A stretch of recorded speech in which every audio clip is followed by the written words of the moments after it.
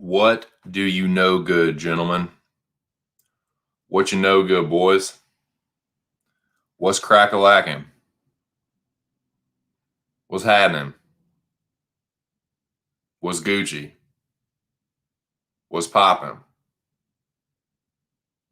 What's really good? What's really fucking good, man? How y'all doing? I'm doing a lot better than I was yesterday. Yesterday evening, I can tell you that. Sup, dude? Sup, dude? Sup, dude? What's going on, man? Couple of heavy hitters in the building already. God damn it, boys. I got drunk as fuck on some Jameson yesterday and passed the fuck out early, like the lightweight that I am. So that's what happened to me. And I did not do my stream. So to make up for that, I'm doing 2 streams today. I'm doing this stream here. We're going to talk some fucking Holland Brunson, aka UFC Vegas 22. And then later on this evening, I'm going to do my Kill Bill stream that I should have done yesterday. But in addition to watching and reviewing Kill Bill Volume 1, I am currently watching Kill Bill Volume 2, about halfway through it, and I will review that one as well. So it's going to be an all Kill Bill stream later on this evening. But right now, boys, we are talking some UFC Vegas 22. The link is right there. If anybody would like to join me, I'm just going to open up the fucking panel immediately. And let's just fucking talk about it. I haven't had a chance to look at this card in depth. Didn't look at it super closely. Mostly just the main card. But let's look at it, man. Let's look at this shit. Let's look at some of these fights. Talk about some stuff. Sup, dude? What's going on, man? Shout out to the other side of the pond. What's going on, man? It's a bit. How's the weather over there, man? How's the weather over there in the kingdom? It's fucking. It's a little dreary on the eastern seaboard, boyo. It is a little dreary over here. It's a little rainy and wet, and yeah, little gloomy outside, but it's all good, man. I'm all smiles in here. I'm feeling better than I was yesterday. You know, nursing my hangover a little bit. But yeah, I'm doing good, man. I'm doing good. Smoking on these animal mints. It's got me feeling all right. So what y'all want to talk about, man? What fight y'all want to talk about? Do you want to get right into the main event? Do you want to talk about the prelims? You're welcome. You're more than welcome to either join me on the panel, put any kind of plays, parlays, anything you want to say in the chat, man. Anything like it. But that's what we're talking about today, boys. UFC Vegas 22, any and all shit UFC fights pertaining to this card. So yeah.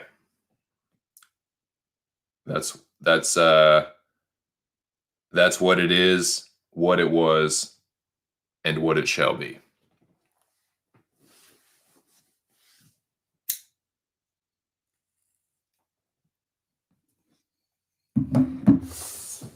Well, let me go ahead and pull this shit up. Pull up UFC Vegas 22.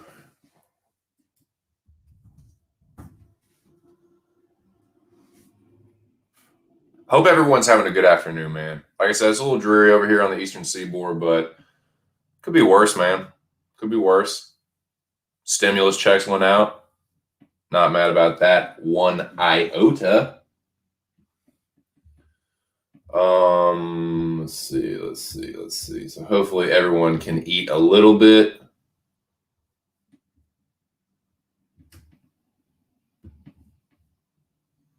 Yeah, let me pull these shits up. I will share the screen for anyone that's joining me. The link is there if anyone would like to join me on the panel. Open panel today, boys. Open UFC Vegas, any and all topics UFC Vegas 22 related are more than welcome to be talked about on the panel. What am I doing? This is what I'm doing. This is what I'm doing. All right, here we go. Why don't we just begin at the beginning? Why don't we just begin right at the beginning? We have Julie Avila versus, I'm sure that's Yulia or Julia Stolyarenko. Yulia Stolyarenko versus Yulia Avila. Probably butchered those names. Okay, so Stolyarenko is a little bit younger. They're the same height. Avila has a slight reach advantage. Let me start with Julia Stolyarenko. Just a little preview here, boys. Just a damn little preview here. Yes, I remember. Yes, I remember her now. Yes, she's yeah. She's right. Okay. Okay, here we go. Yes, karate do, kickboxing. No knockouts, but she have 8 somi. She progressed, yes, towards Brazilian Jiu-Jitsu and mixed martial arts. Lethway. Yes, I remember this now. Yes. I remember her fight now with Yana Kunitskaya. It's all coming back to me now. It's all coming back to me. It's like this. As if I turn like that. As if I came to this and it's all coming back to me. Let's see what y'all are saying in this damn old chat. Shuggy says, we finally get to see the resurrection of Gillespie. That's what Random Hero says. Yes, indeed. We're getting them fucking fight talks in, dude. We're on Stolyarenko. Okay. Yes. Let me go back and I'm going to look, just refresh my memory.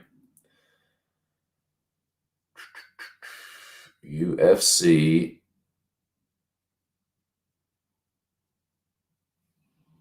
add window, UFC Lewis versus Olenek. Play by play. Enter.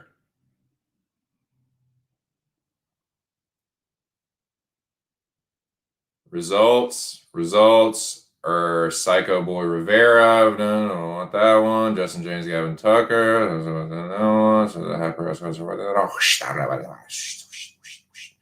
Ooh, Buckley Holland, nice. Staropoli, goddamn, why did I pick fucking Staropoli on that one? Here we go. Stolyarenko ducks and underhooks, drives the knee inside, shoulder strides, plays the edge where the switches off, constant. Stolyarenko tries to work her arms inside and frame, but she's being overpowered right now. She thinks of jumping guillotine, but lets it go. Stolyarenko just stuck right now. I'm reading this off of MMA Junkie. If anyone is interested, shout out to MMA Junkie. Shout out to Mr. First Question, John Morgan. You know, a lot of people like to a lot of sniping, a lot of sniping remarks towards John Morgan. And let me tell you, listen, let me fucking tell you something right now. John Morgan is a consummate fucking professional, and that's why he always gets the first question, in case anyone was wondering. So yeah, take your little cheap shots about John Morgan's weight or whatever. I'm gonna tell you what, that motherfucker will always get the first question because he's always the first motherfucker there. So yeah, shout out to MMA Junkie, shout out to John Morgan. But yeah, I'm reading this play-by-play off of MMA Junkie if anyone happens to be interested. Okay, but yeah, so let me see. So just a refresher, boys. This is just a refresher. I often like to do this instead of actually watching the fights because it's quicker. If I don't really want to watch every single little thing, but I just kind of want to like remember what happened and like that. This is what I do. I just go to the play-by-play, read what happened, you know, skim through it. Yeah, all like that. Okay, so let's see. Stoliarenko tries to work inside. She thinks a jumping guillotine, but lets it go. Stoliarenko just stuck right now, not doing a ton of damage, but she's staying busy enough with short. Okay, so for frame, she's being overpowered. She thinks a jumping guillotine. Okay, so yeah, she's just Yana just keeping her on the fence. Stoliarenko jumps again, tries to. Stoliarenko jumps again, tries to put a guillotine. So Stoliarenko's jumping guillotine. Stoliarenko falls. Stoliarenko trying to make something happen, but Kunitskaya just stifling her in the clinch. Short knees continue to land to the body. They break free and strike a bit. Kunitskaya round one. So just good. So yeah, so Yana was basically just bullying her around. I mean, Yana is a good striker. She's really good in the clinch. She's nasty in the clinch.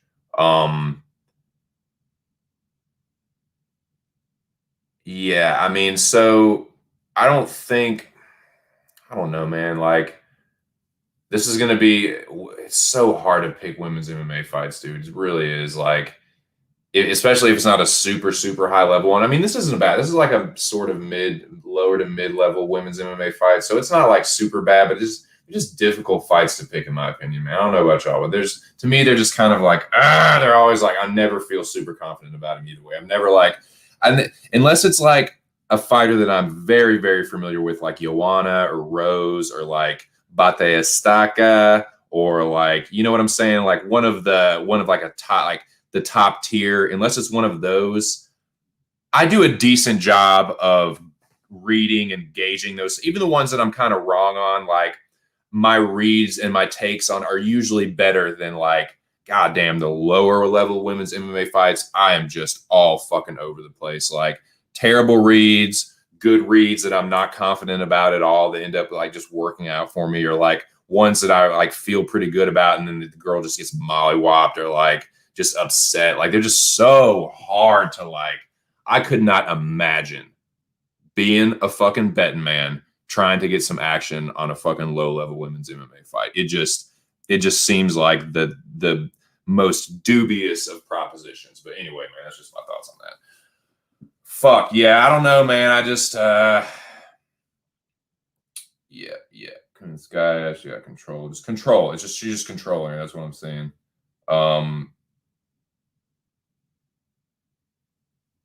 Yeah, so it looks like Stoliarenko likes to pull guard. So let me look at. Now let me go to Julia Avila. Julia Avila.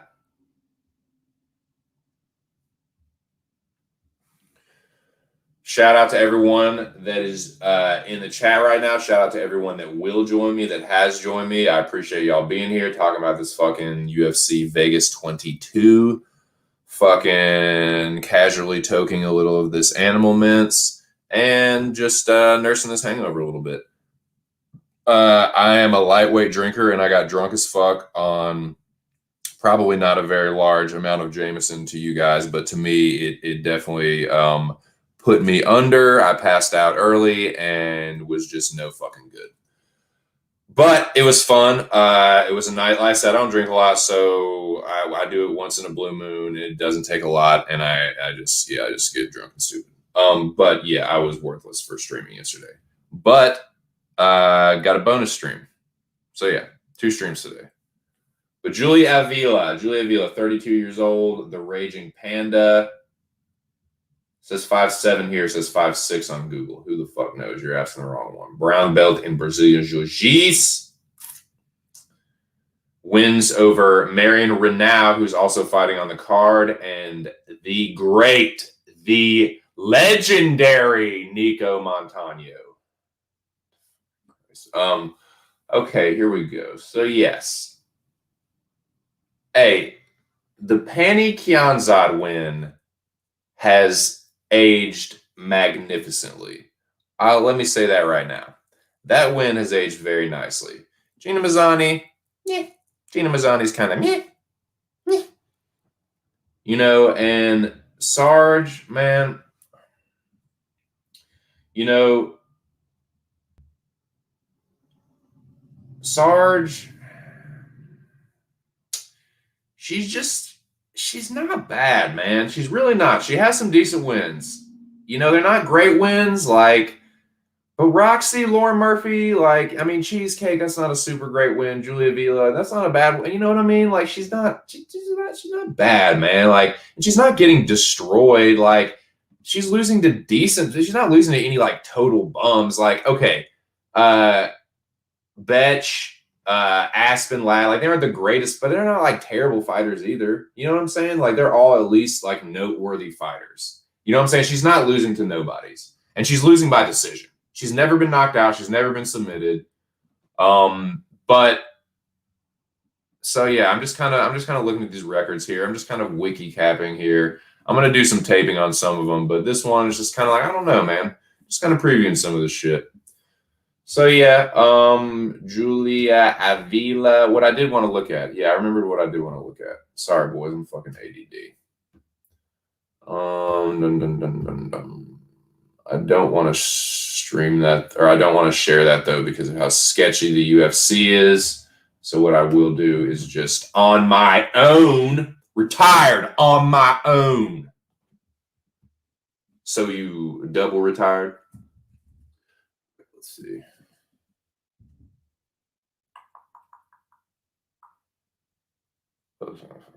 Oh yeah.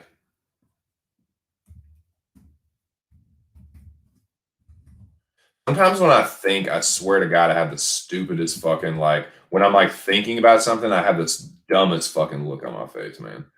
Julia Avila. That's my I mean my by God, that's what I wanted to look at right there, boys. Okay, here we go. It's just the shit that I want to look at. All right, here we are. Right here, boo. Boo. Now, see, that's fucking ridiculous, man. How you going, man? Unbelievable.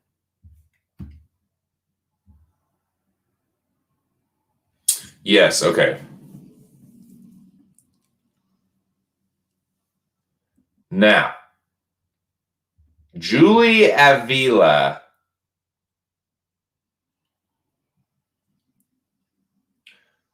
does not have incredible takedown accuracy. It's about 50%, but I mean, she didn't need to take Gina Mazzani down. She fucking knocked her out in the first round, but she took Panny down. She took Sarge Eubanks down. Or no, I'm sorry, she did not take Panny down. She did not take Panny down. I forgot. Panny took her down.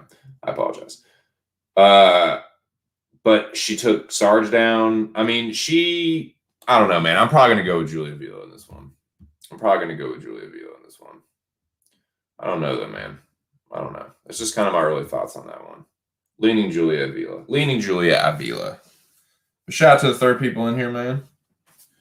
Just chilling, having a casual toke, previewing Brunson versus Holland, aka UFC Vegas 22. What was I looking at? What was I doing? Yes. Okay. I remembered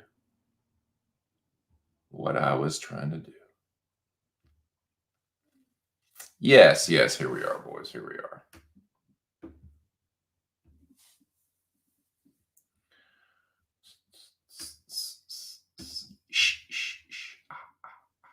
Okay, Bruno Silva versus JP Buys. What are you guys thinking of? What are you Brajas and Brajettes thinking about that one? What are you Brajas thinking about Bruno Silva and JP Buys? What are y'all thinking about that, man? Talk to me, boys. What y'all thinking? I think it's an interesting prelim fight.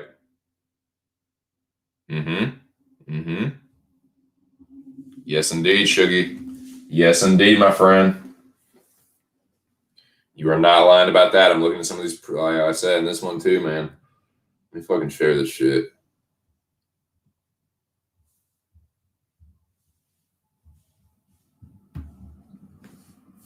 Yeah. What do you guys think about this one? Shuggy and Alex. I'm assuming that's who's still here. What do you guys think about this one, man? I've got to tape it. I definitely have to take this one, man. I'm hearing a lot of I'm just out of the corner of my ear, you know, my ear periphery. I'm hearing a lot of buzz again for JP buys. What do you guys think about that? Let's look at this shit, man. Let's look at this old JP buys feller. 24 years old, 5'4" tall, 125 pounds, 67-inch reach. All right. I'm gonna look at it. I'm gonna see what's going right here. Young savage JP buy. I want to see what go right here, baby. All right. JP buys. Why does that name sound? Why does JP buys sound familiar to me? Why does this jabroni's name sound familiar to me? Contender series. Okay, yes. Was he supposed to have a fight? Did he? Okay, there's always this canceled bouts here. For some reason, this name has what was, it must have just been from the Contender series. It must have just been people that my online buddies just talking about that Contender series fight. I think that's what it was. I think it was Moyes and Jack and some other people talking about the Contender series fight. I think that's what it was. But yeah, shout out to Jackie boy. Jack, if you're out there and you want to talk some UFC Vegas 22, you just let me know, man. Oh fuck. Open panel. I'll even drop the link again just in case anyone gets froggy, wants to jump on up in here, wants to answer the fucking beacon. Come aboard Slave 1. Have your voice be heard. Let me see.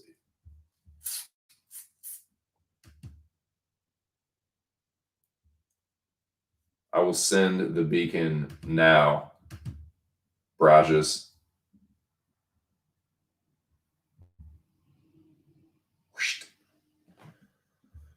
Okay.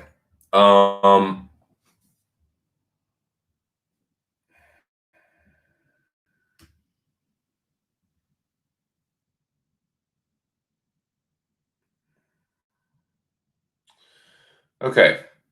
Let's look. Okay, so he actually has somewhat of an amateur career.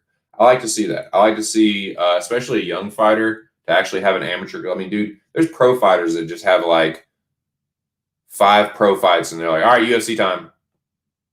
So I like to see that he at least has 5 amateur fights.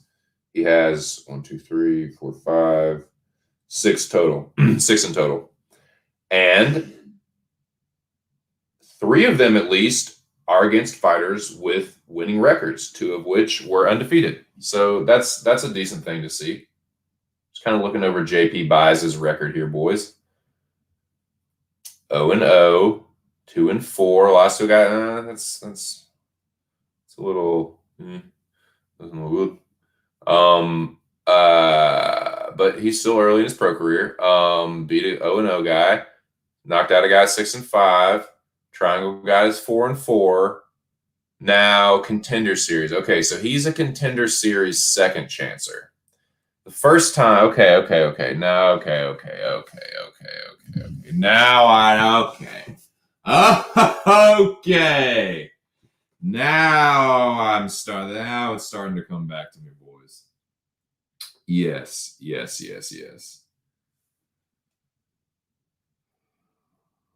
Yep.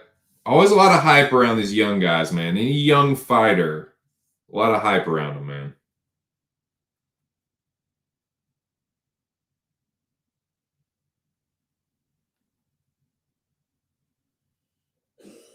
Joby Sanchez. Now, this is a few years ago. But I'm going to watch this fight. Boys. And I'm not just going to be like, watch this. Oh, yeah, he got knocked out bad. I'm definitely picking the other guy. But I'm just looking. I don't have any preconceived notions. I just remember hearing this guy, JP buys his name a lot. He's a young fighter. So this is his first Contender Series run. And Joby's second run. So this guy's a second chancer too. Fighting a guy who would become a Contender Series second chancer. but both guys were successful. All right, so Baez coming out. I'm watching Joby Sanchez versus JP Baez on YouTube. JP, ooh, damn. So Baez gets the body lock and just German suplex, fucking Zangief style suplexes Sanchez, drops him right on his fucking dome skull, and is fucking smacking him with ground and pound. Got the body lock again. Yep, down you go again. Yep, kicks off the fence, more ground and pound. So Baez is nice and aggressive. Oop, goes to step over. Sanchez kind of reversing. They're in a weird like scramble position here. Grabbing that, I like that foot grab there. So Sanchez it kind of ends up on top of Baez. Now Baez stands up and they're back to their feet. Single collar for Baez. Sanchez kind of doing the under block or whatever. Okay, so it's 50-50 position. Overhook for Baez. Over under. Okay, yeah. So Sanchez going for the single or the double leg. Baez against the fence, defending well. So that's a good takedown defense from Baez. Looking to, I guess that's the Darce. Okay, so, oh shit. So Sanchez ends up on top. Scrambling, Sanchez ends up on top. Good top pressure. Keeps Baez down.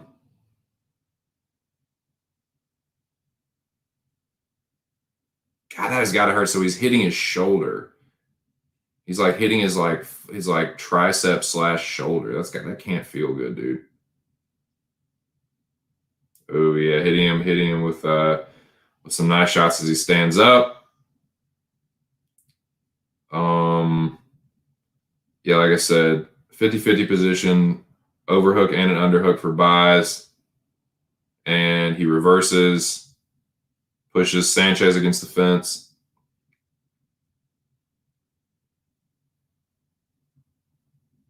Drops down for the double leg, switches to the body lock. Again, Sanchez. So Baez gets reversed a lot when he tries to go for these takedowns. I'm noticing that he's getting reversed a lot. Now, this is 4 years ago, dude. So I'm absolutely accepting that he can have, worked on some of these issues. But yeah, I'm seeing he gets reversed a lot in takedowns, with going for these takedowns. But he also reverses well himself.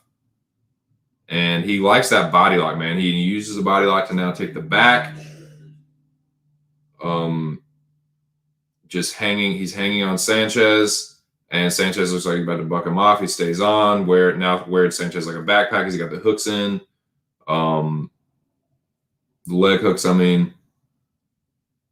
Ooh, now he gets the body triangle, locks up the body triangle. Sanchez is literally wearing him. Yep, hitting him with ground and pound from behind. Or not ground and pound, strikes from behind. I don't know what you'd call that. Yep, looking for that fucking rear naked. Just putting that fucking forearm across his face. I'm assuming it's going to end like this. I'm assuming this round is just going to fucking end like this. But yeah, anybody that's just joining me, I'm just rewatching Joby Sanchez versus JP Baez. Kind of just taping this Bruno Silva JP Baez. Just let me see what's going on in the chat though. Shuggy says, don't know if enough about Baez or Silva. Gonna go with the Baez hype. UFC slowly replacing everyone with young unknown prospects. What's up, Billy? You were watching this one last night. Yeah, I'm just kind of seeing what I can see, man. See what I can glean from this. But yeah, what's going on, Billy? But yeah, so he's still Sanchez is still wearing Baez, trying to buck him off now. Ooh, and it lands a couple nasty elbows from the back position, from the back mount. I guess back mount is what it would be. But yeah, he gets reversed again, man. The dude keeps getting reversed. If Bruno has like good wrestling, like good powerful wrestling, he can power through these positions easily and end up on top of JP Baez, man, or anybody else for that matter. So that's, well, I mean, I'm going to watch some of these other fights to see if he's gotten better about it. But Yeah, that's definitely standing out. That's definitely what stood out to me. He is dangerous. He'll reverse positions really well in scrambles, but he gets reversed and just ends up on his back a lot, either accepting guard or just getting reversed and just ending up on his back and in his own guard. So I don't know, man. That's just what I'm seeing from that first round. What do you guys think? I think I'm going to have another casual toke here of this fucking animal mints. Dude, I love these animal mints, man. They're fucking dank. But yeah, that German suplex is nasty, man. That fucking Zangief shit. Rah! Rah! And of course, they're replaying it 17 times. Yeah, I would give that first round a buys for sure. For word.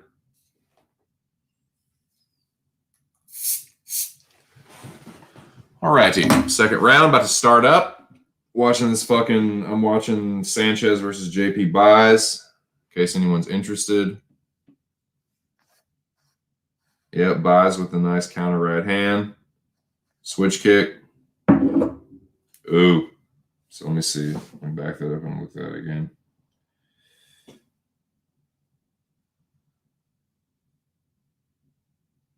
Okay, yeah, so nice overhand right. Dude, you cannot do that shit, man.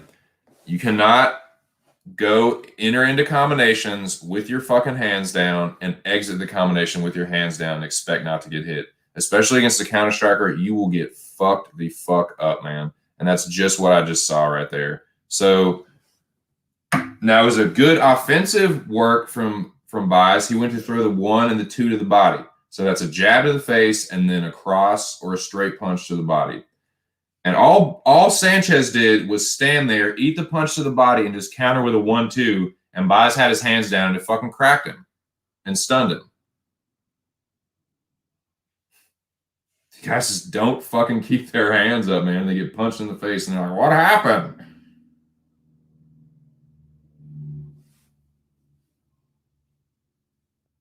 Yep. And again, hit again. High kick.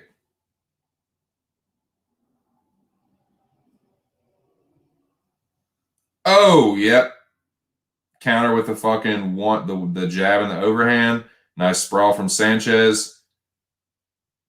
Buys in deep. Sanchez goes for the neck. Moves to side control. Hand in the asshole for sure. Definitely hand in the bottom there. Yeah, so it's clear Sanchez is a fucking wrestler. He's good on top, floating on top. Damn. Yep. I won't be surprised if it kind of just ends like this. If this is how it ends. Yep. Yep. He's now in half guard. He's probably just gonna stay in half guard and smash him, dude. Oh, he almost got. Yeah, he's about to get mount. No, still in half guard. He's got the half butterfly. He's got one butterfly hook in, keeping Sanchez from getting full mount. He's about to get over that butterfly hook. Don't get full mount. Still in half guard. Still in half guard. He wants that mount bad, dude. Sanchez wants that mount bad. Still in half guard, smash. I've heard the commentators say that a lot. That seems to be a really effective position for ground and pound. That fucking half guard, because it's like once they get to side control, the guy will just start scrambling and try and get up. Oh, going for the arm triangle. Up, going for the arm triangle. Now he's off to the side. Now, Buys popped out. Back to looks like. Oh, full mount. Yeah, you're about to get fucked up. Yep, here we go. Yep, stretching him out. Full mount. Nasty ground and pound. Yep, you're getting stretched completely out. Yep, that's it. Yeah, dude. He just was not able to handle the wrestling. Was not able to handle the wrestling of Sanchez whatsoever. Kept getting reversed. Kept getting like, look, this is what it is. If you're a good wrestler and you have good submission defense, That's the key. Good submission defense. If you are a good offensive wrestler and you have good submission defense, the wrestler will always crush the Brazilian Jiu-Jitsu guy. Because if it's just a pure grappler that has a lot of experience in grappling tournaments, they're not used to having to deal with someone punching them in the face. And the wrestler can always get to a more dominant position and just use the other hand to fucking sock them. The wrestler is just better at that. They can get to more dominant positions on the ground. They don't have to worry about not being able to punch the guy. They can just get into the more dominant position and sock him. So the wrestler, a good wrestler with good submission defense, will always beat the pure Brazilian Jiu-Jitsu guy. But they have to have good submission defense because that's how they get caught. Like a wrestler that's only just looking for that takedown, they put their neck in the wrong place and they get guillotined. You see that a lot. But if they have good submission defense, a good, strong wrestler will power through all that bullshit and fucking ground and pound the shit out of a fucking Brazilian Jiu-Jitsu guy.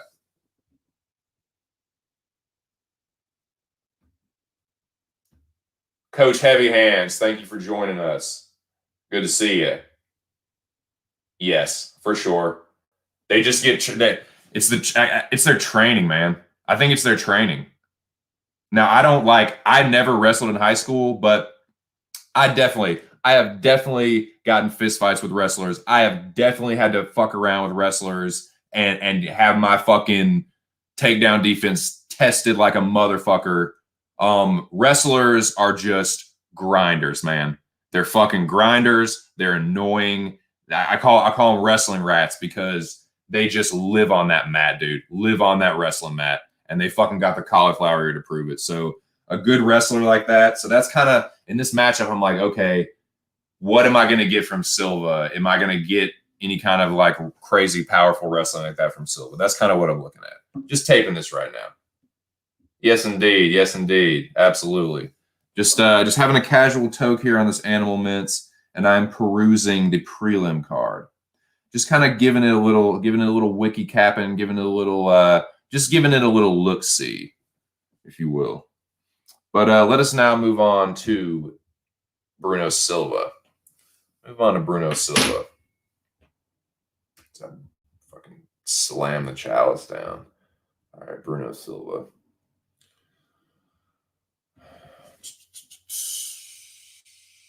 But yeah, a lot of hype surrounding JP Buys. He's 24 years old. He's a young prospect.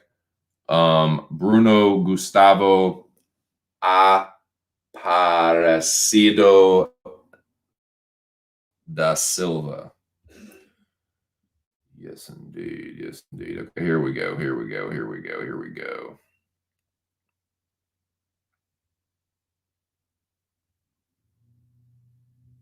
Just looking over the record here. Okay. Now this is all, there's no amateur record, so I'm assuming these are all just, he just debuted as a pro in the Sao Paulo regionals. It doesn't even have the method of victory. It's just win-loss. I'm just looking at some of these guys that he's beaten, 3-2, 1-0. At least they have the winning records, 6-5. So he hasn't lost to anyone that has a shitty record. Like, yeah, these aren't world beaters, but you know, at least the guy has a winning record. So he got head kicked by Adalto Prado. Draw with Casey Kinney. That's not too bad. Knocked out a guy that's 6-3. Decision over a guy that's 18-12. Now, was Khalid Taha, did Taha choke him out or did he win that fight? Do you guys remember? Do y'all remember? Because I sure don't. So a decision loss to Dvorak, who's a good striker, and a decision loss to Tagir Ulanbekov. That one somewhat rings a bell. Let me briefly look at, I'm going to stop sharing this, but let me briefly look at his UFC statistics. And let me check the chat. Let me stroke this fucking chillum. Yes, dude. I've had to Man, like I had a couple buddies that were wrestlers, so they would like help me be like, all right, you know, do this. Like, if you don't do this, I'm about to do this to you, kind of shit like that. So like, and like I've always been decent at that. Like I've always had pretty damn like I'm tall, so it's like they always say it's like trying to take down a table. I'm good at sprawling.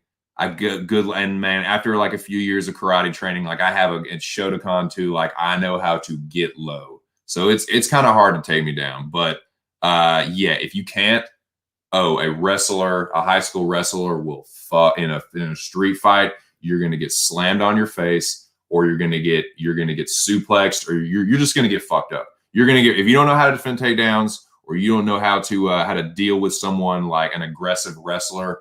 Oh yeah, yeah.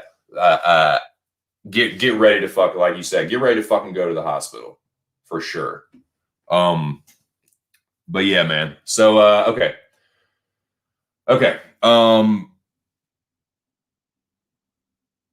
Where are we? Bruno Silva. Now let me look at, I'm gonna look at his stats here real quick. His UFC stats.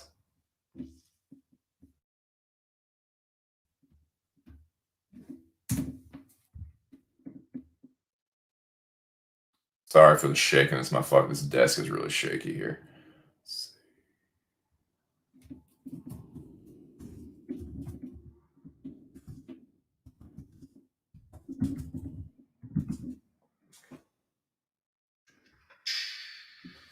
Okay. Here we go. Anyone just joining me, I am just kind of going over the prelims, kind of previewing the prelim card of UFC Vegas 22, headlined by Derek Brunson and Kevin Holland. That will be this Saturday. I believe the prelims start at 7. Just kind of going over. Right now I'm looking at JP Buys and Bruno Silva. I just watched the Joby Sanchez versus JP Buys. Saw a couple red flags for JP Buys if he hasn't worked on his wrestling defense or his he seemed like he was decent at going for takedowns, but he got reversed a lot, man. He definitely got reversed and ended up on, I don't know if he was accepting being on bottom or just couldn't stop the reversal, but Sanchez was kind of able to get where he wanted to, had no problem at all getting to half guard, and then eventually got to mount and just fucking ended it. But yeah, sorry, I'm just yakking here. I'm just yakking. That's what I tend to do. Yeah. Well, there we go. That's what I'm looking for. That's what I'm looking for. All right. Now, yeah. He gets takedowns in every fucking fight. His takedown accuracy is only 30%, but dude, like, he got 2 takedowns against Taha. He got 3 takedowns against Dvorak. He got 4 takedowns against Ulanbekov. It seems like he gets, if he wants to take you down, he's gonna take you down. So yeah, that's fucking interesting, man. That's fucking interesting, man. What do you guys think? What do you guys think? What y'all think about that? What y'all think about Bruno Silva, JP Buys? I ain't making no decisions just yet, but I'm gonna do some taping tonight, boys, because tomorrow we got weigh-ins. It ain't just too much time left. So the 5 people in the building, just to let y'all know, this is a bonus stream. Or what I'm doing later is a bonus stream. I got fucking drunk on Jameson and ginger ale yesterday, and I passed out early and was not able to do my Kill Bill stream. So the Kill Bill film review, I'm doing volume 1 and 2. I watched both of them. I'm going to do that later, and then tomorrow I will want to try and see if I can get in touch with Jackie Boy, because I don't want to step on his toes, because he likes to do the weigh-in reaction streams. If Jack's going to do a weigh-in reaction stream, I want to definitely be there in the chat for that, and then I will do my stream afterwards. But I like to stream, either do a weigh-in reaction or give my picks right after that. But regardless, I will do a stream tomorrow. I will give my official picks. I'll put them out on Twitter, and then we can talk about these fights some more. But yeah, be on the lookout for the Kill Bill stream later. If you like Quentin Tarantino movies, if you like the Kill Bill movies, I'm going to be hyping that shit up and I'll be talking about it. I watched them. I'm halfway done with volume 2, but I watched volume 1. So yeah, that's what it is. All right. Oh, where are we? So yeah, that's interesting, man. I might be if I like what I see, I'm gonna deep take Bruno Silva fights, and if I like what I see from Silva, I might just take Silva. But let us move on. Let us move on up, down, and all around the card.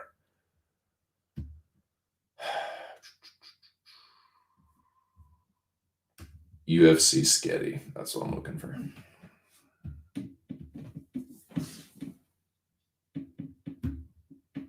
Shout out to the people just joining me. Talking UFC Vegas 22. And we are now at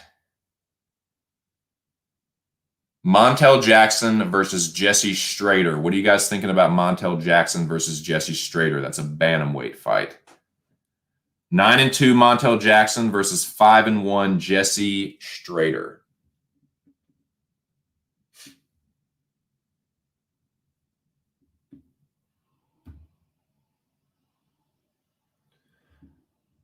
Random Hero says he is not certain. A lot of strands in old Shuggy's head. A lot of ins, a lot of outs, a lot of what have yous. A lot of strands, man. A lot of strands. I know there's a lot of strands in old 2 Cents head. But yeah, what do you guys, has anyone had a chance to look at this fight? 8-2 Montel Jackson versus 5-1 Jesse Strader. Let me look at Jesse Strader, dude.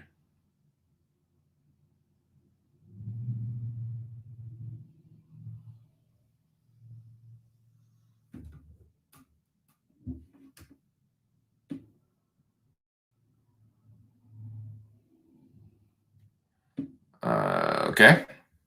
I figured Typology would be in one of those. I guess not.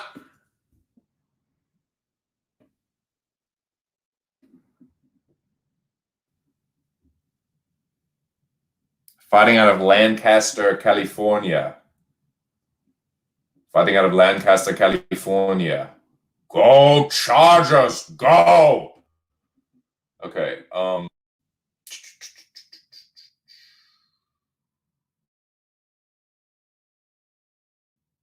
Okay. I like that he has an amateur record. Like I said, I like that. I has an amateur record. When they're not just like, there you go, pro debut. You know what I'm saying?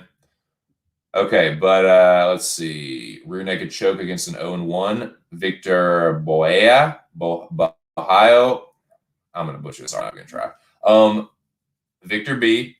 3-1 against Jesus Garcia. Knockout loss to Raul Hernandez. Decision win against Danny Chiaramonte. Decision against 7-0 Josh Wang Kim. That's not bad. Here we have Roberto Hernandez, 0-0. Christian Garcia, 3-4. 2-0 Jose Aguayo. I'm not sure. Is it Aguayo? Is that how you pronounce it? Not sure. Okay, Marcelo Hoyo. Got knocked out by Marcelo Hoyo. Win over 1-3, a knockout over 1-3 Michael Jackson.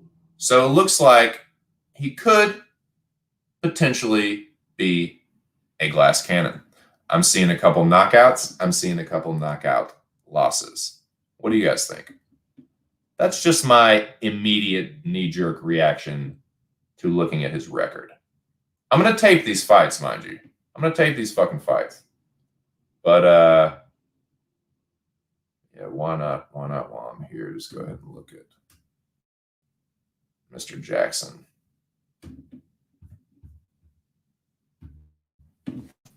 Just look at that. Why not just fucking smoke some more animal cakes? Animal mints. Excuse me.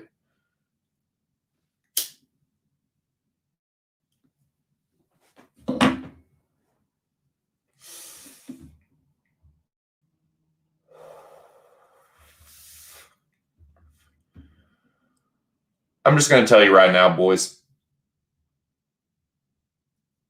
I'm probably going with Montel Jackson. And I'm probably going with Montel Jackson by knockout. I'm just going to say it like that. I've got Montel Jackson in this one. Don't feel too nervous about it either. I'll put it like that. I will put it like that. That's my immediate reaction. I will most likely go with Montel Jackson in this fight.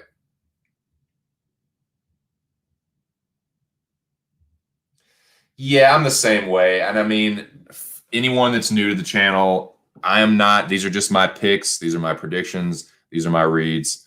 I'm not a gambler, so I can't really give anyone gambling advice. If you do need gambling advice, the boys at Pub Sports Radio are really, really the place to go to.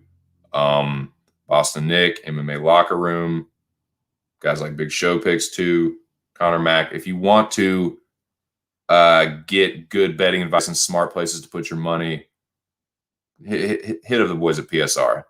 I am just giving you my opinions, my reads, my lanes, my predictions. Keep that in mind. Take that as your grain of salt, if you will. But yeah, I like Montel Jackson here. Let's move on up the card.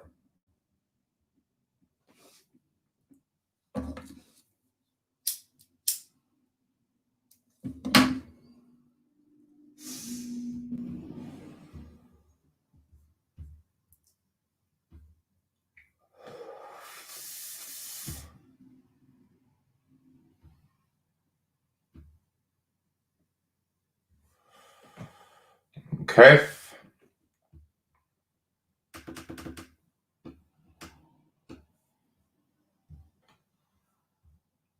All righty. I think we are now at this fight. Yes. What about this one? This is probably one of the better fights, if not the best fight on the prelims, if you ask me. And it's kind of I'm kind of going back and forth on it, man. Like, I feel like it could go one of two ways, boys. This is just my opinion. I feel like this one could go one of two ways. I feel like Trevin Giles is either going to get knocked out or he's going to weather the storm and Dolidze is going to gas out and he's going to sub him.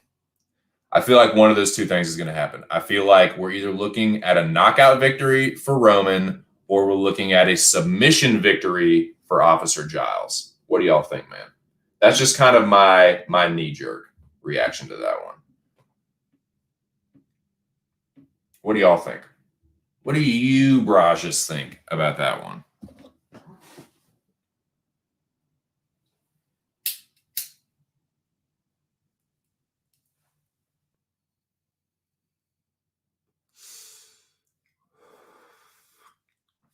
I can't even call it, dude. I'm really gonna have to tape this one. This will be the one that I deep tape and watch this be the fucking fight that falls out. God damn it! I hope I didn't just change that shit. No fight, no fights fall out, please.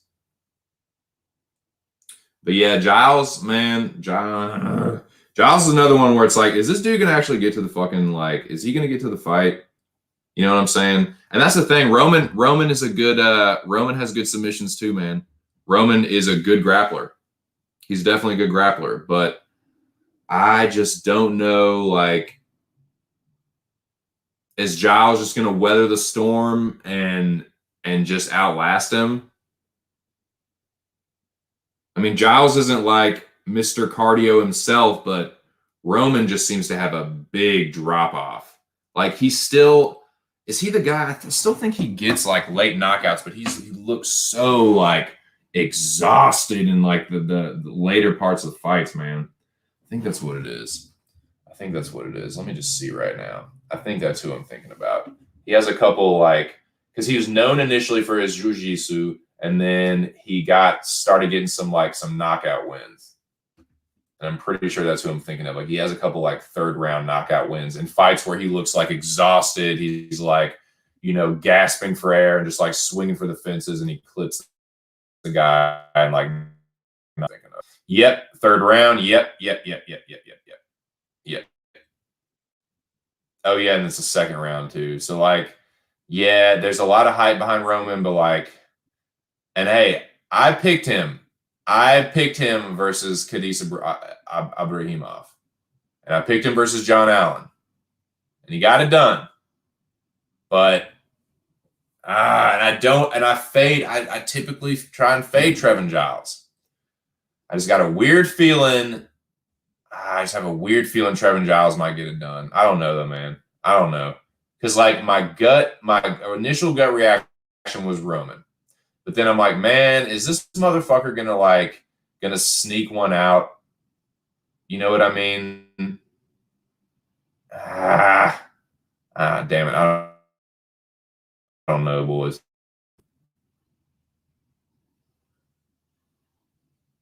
Yep.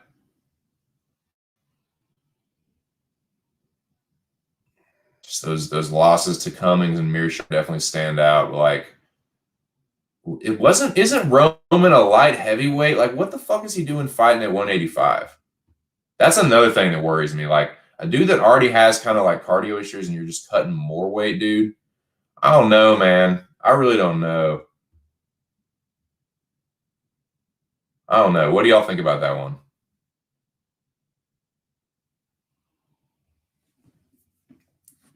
That one kind of gives me pause, dude. That one definitely kind of gives me pause. Trevin Giles and Roman Dolidze. Because it's like, just skill for skill, I think Roman's probably the better fighter, but the X factors, him moving down in weight, like him like already kind of having like cardio issues, like it's just so. But Giles is a sketchball too, man. Fucking Giles is a sketchball too. The dude's fucking passing out, like getting all nervous, and I don't know, man. I don't fucking know about this fight. This is one that I almost kind of hope just falls out. So I don't have to fucking worry about it. Charging a little Reese's cup, but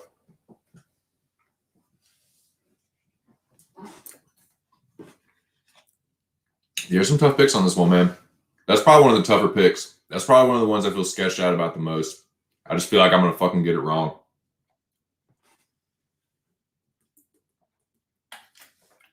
Maybe I do it Charlie McDennis style and flip a coin. That's what I did for Jinyu Fry and what's her fuck, Glory DePalo. Flipped a coin, ended up on Jinyu Fry, went with Jinyu Fry, she won the fight. Does that mean the same thing will happen if I do it with this one? Absolutely not. Am I considering it? Absolutely. Should I do that? Should I flip a fucking coin on Roman Dolidze and Officer Trevin Giles? Because I'm really thinking about it. Because I'm like, I just feel like tape study is just it's not going to matter. Because I feel like this is just an X factor fight. So I feel like the tape study and like, oh, what does this guy do in certain situations? How does he react to this kind of takedown? How does this dude react to this kind of punch? How does this dude react to what this guy does well? I just feel like this is just going to be a fight where the X factors, like, I don't know. I just feel like shit's just going to go out the window and it's just going to, I don't know, man. I just feel like flipping a coin. I feel like kind of just flipping a coin, but I don't know if I would or not. It feels like a coin flip style fight, though, to be perfectly honest with you. And boys, I'd rather quit you than shit you.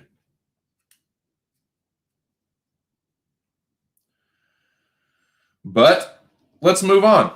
Let's move on, shall we? Just kind of previewing this fight card here. That would be UFC Vegas 22, Brunson versus Holland. Kind of moving through the prelims, getting closer to the prelim headliner. It's dreary. I can hear the rain upon the roof of my cottage. We over here on the eastern seaboard in the DMV. Little dreary, boys. A little dreary out here. But I hope everything is well where you guys are. Hope you're having a good Thursday afternoon. And be sure to be on the lookout for my other stream later on today. I'm going to be reviewing Kill Bill Volumes 1 and 2. I'm almost done watching Volume 2, but I'm going to do both of them, man. Because I fucking passed out yesterday after drinking too much Jameson. But let's do this. Get to this next fight.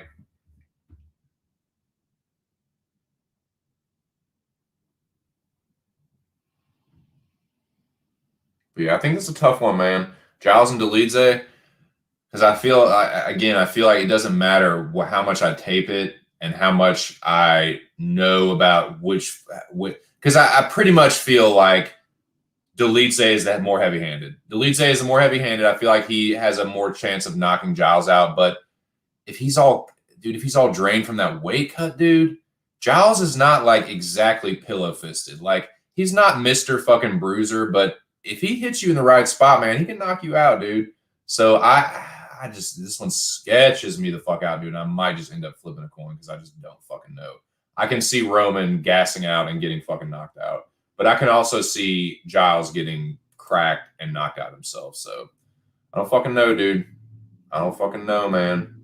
That one definitely fucking sketches me. But let's move on.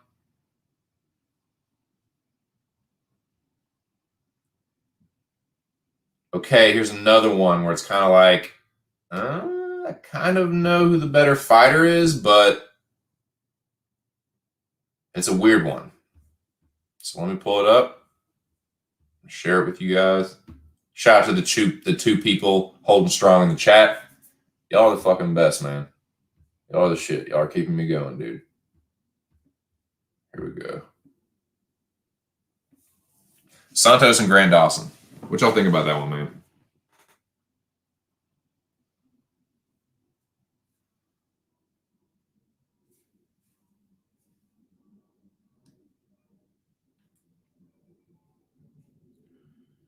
What y'all think about Santos and Grant Dawson?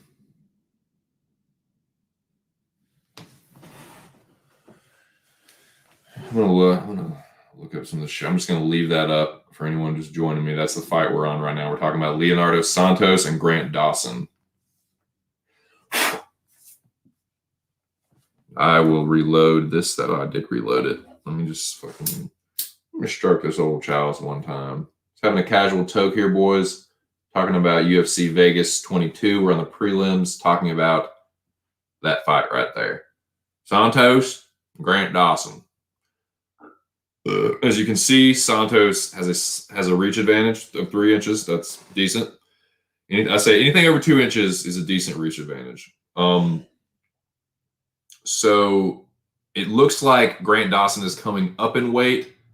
He will be the slightly smaller fighter, but he will be a significantly younger fighter. Will that be a factor in this fight? I don't know.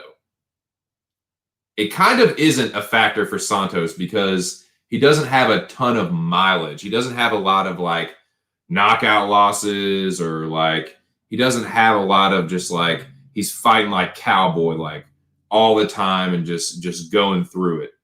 He's old, but he's been pretty damn inactive. So you can take that how you will, but I think it's worth noting.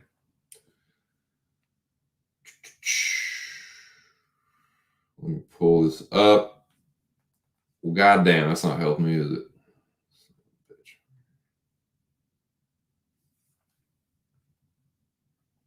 UFC Sketty.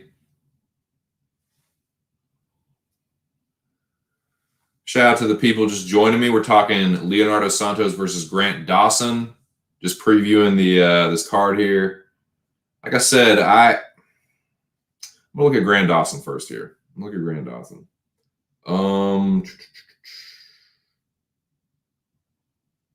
So he's 27.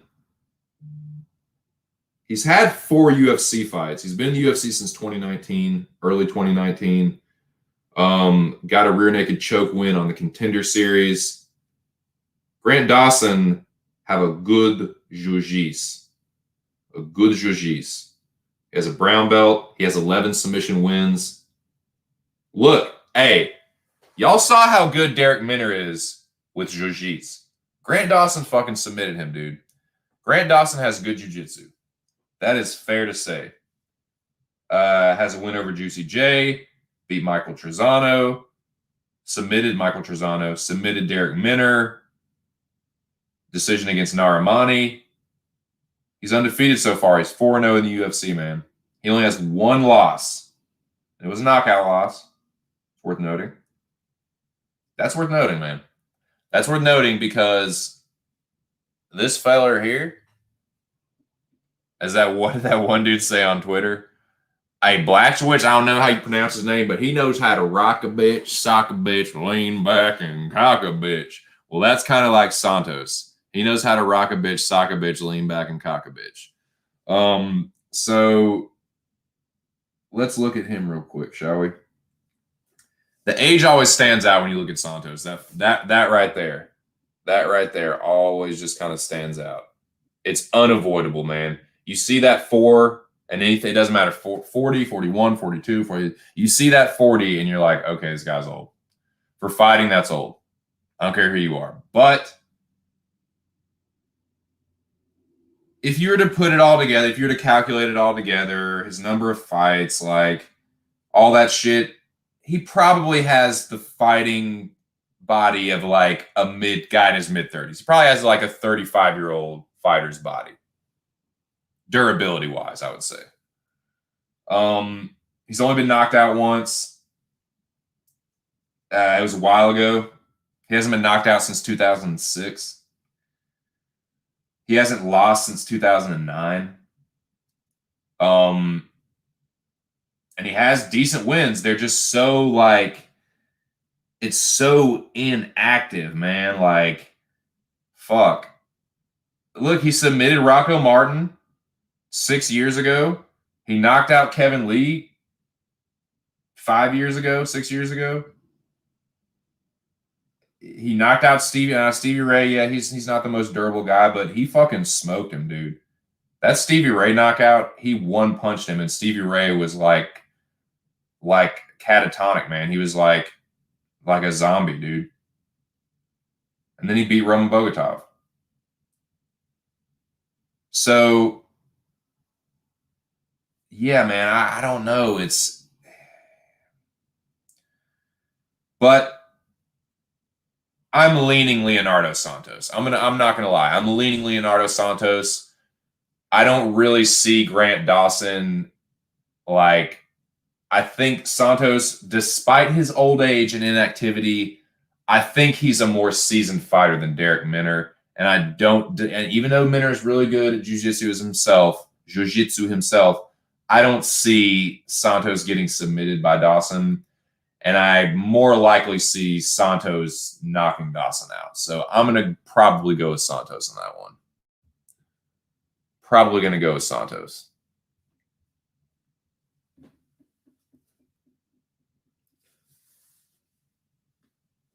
Shuggy likes Dawson. Liking Grant Dawson. Do you think it's a knockout or do you think it's a submission? Do you think it's knockout, submission? Do you think it's club and sub? Do you think he hurts Santos and then puts him away? I always like to hear what people are thinking.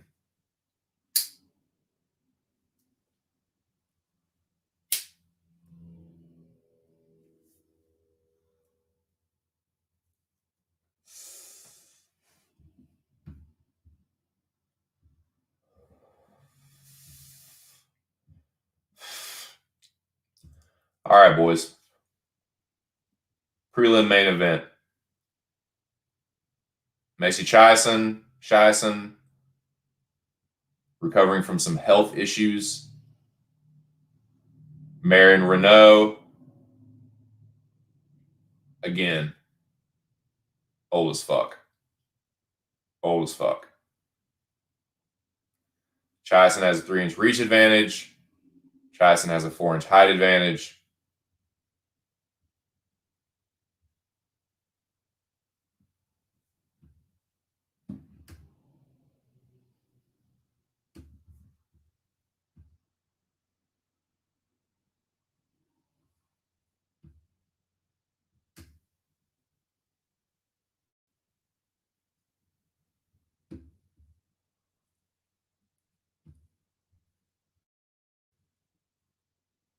Look,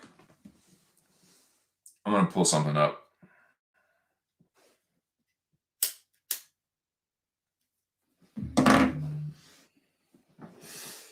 We'll look something up here.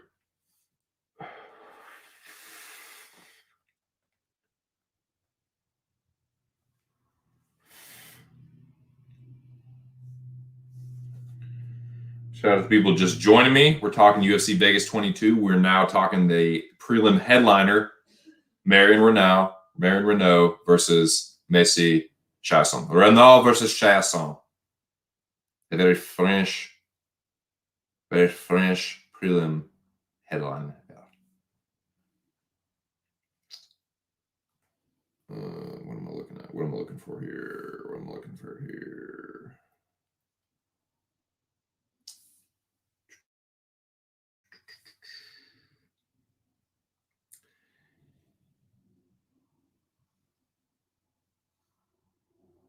Basically, it's like this.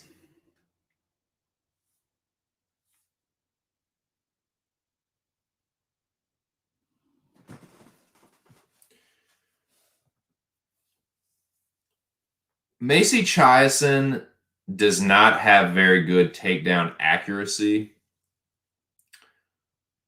But I'll tell you this. Marion Renaud, she does not have very good takedown defense. Let me just read off some of these fights, okay? Holly Holm took her down. Ashley Evans Smith took her down. Milana Dudevilla took her down. Betch Kohea took her down twice. Talita Bernardo took her down 3 times. Sarah McMahon took her down twice. Kat Zingano took her down fucking 6 times. Yana took her down. Rocky took her down. Marion Renaud cannot stop the takedown. She can't.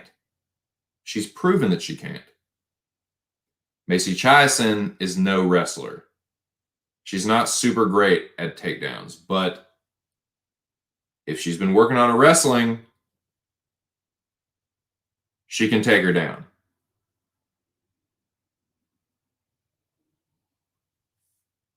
That's all I'm saying. I'm leaning Messi Chasson. I'm just going to put it like that. I honestly, I don't.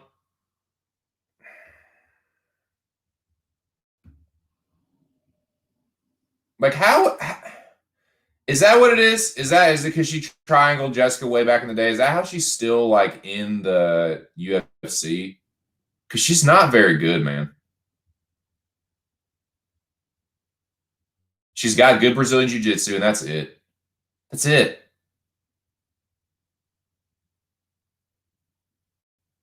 She's 9'6". I think she's about to be 9'7". See, I'm going with Messi Chasson. I'm telling you right now, I'm going with Messi Chasson.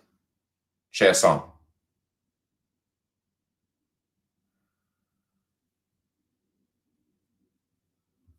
Yeah, for me too. I'd rather my prediction be right and you get your parlay right. But that's just, I'm going to go with Santos. But yeah, for your parlay, dude, I hope I'm wrong. I'd much rather me just get my pick wrong than you lose out on, some money. So best of luck to you, brother. I hope you're right. I hope that you're right. So yeah, I agree. I hope you're right. I hope I'm wrong, and I hope you're right for your parlay. But yeah, that's what I think, man. I'm gonna go. I think I'm going with Messi Chasson. Chasson.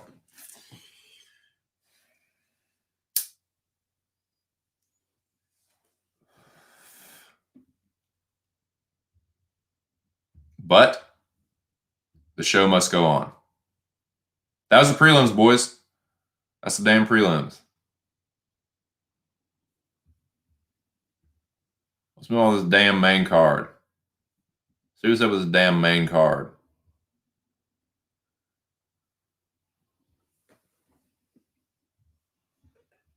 Harry Hunsucker.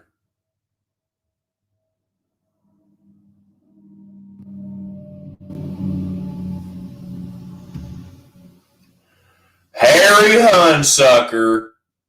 Where are you from, Bobo? Where are you from, Bobo? Harry Hunsucker out of where? Where? Kentucky? Where Kentucky, Bo? Where are you from, Kentucky, Bo? That's a big old state there. My brother used to live in Kentucky, man. My brother and his wife did. They lived around in this area, Kentuckiana. What do they call it, Bo? What do they call it, Bo? What do they call it, boys? But where are you from in Kentucky, Bobo? Where are you from? Yeah, Tai Tuivasa. I've got Tai. Yeah. You get knocked out by Dontel Mays. You get knocked out by You get knocked out. You're getting knocked out by Jared Van Der.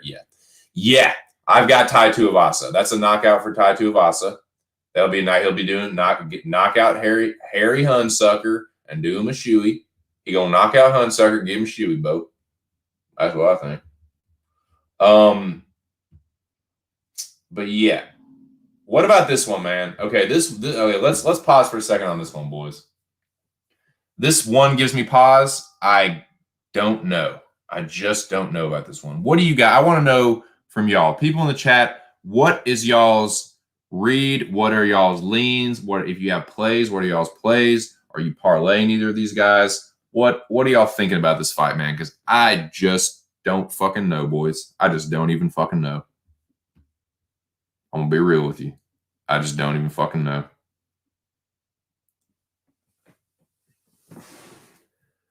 Max Griffin.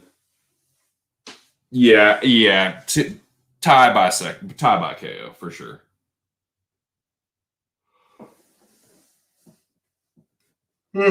God. Yeah, I don't know, man. I don't know about some. I feel like it could be another one of those where Max Griffin, like, everyone like is fading Griffin, and he just turns up and knocks Song out, because Song can be knocked out, man. Song can be hurt and knocked out. Griffin is he's so unreliable, dude. Fuck. I don't know about this fight, man. I don't even know about this fight, boys. God damn it.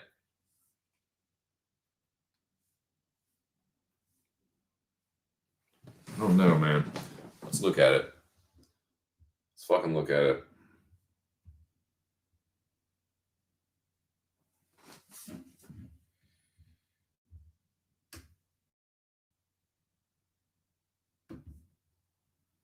Song the Assassin Kenan. Kenan Song Kenan, what have you. I always get confused about that, man. If someone, which is the correct way to say it? Like, which is the last name? Which is the first name? Which do you say first? Which do you say last? I can never figure that out with Korean names, with like Chinese names. Which one do they say last? I never understood that, and would like to know, so I don't sound stupid any more than I already do. So yeah, man. Like, the city kickboxing guys have Song's number. I'll say that. You know, he's beating some you know, losing to a guy that's 3-0.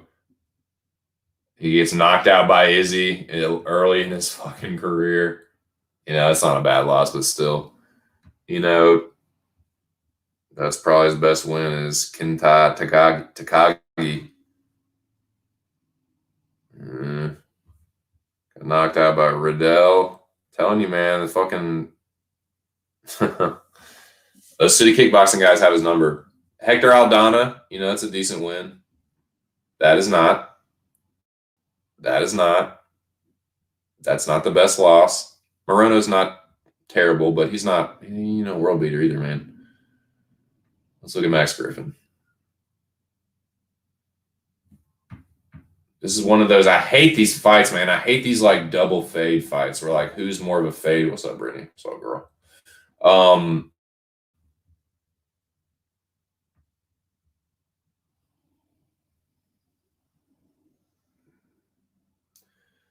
Like, dude, is all I can do. You got knocked out by Colby, bro. Come on, man. Why can't you just be like? Why can't I just have like? Why can't you just make it more like? Why can't I be more confident in picking you, bro? I can't just. Fuck. Like, they're good fighters that he's losing to, but dude, it's so weird. Like, you go 3 rounds with Mike Perry, but you get knocked out by Colby.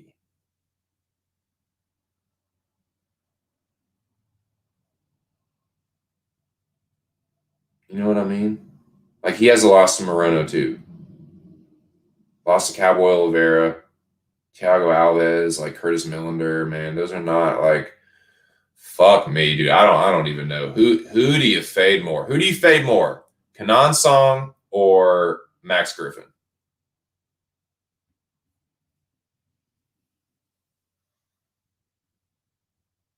Dude, exactly. Sup, Noah? Exactly, dude. Exactly. So you fucking tell me.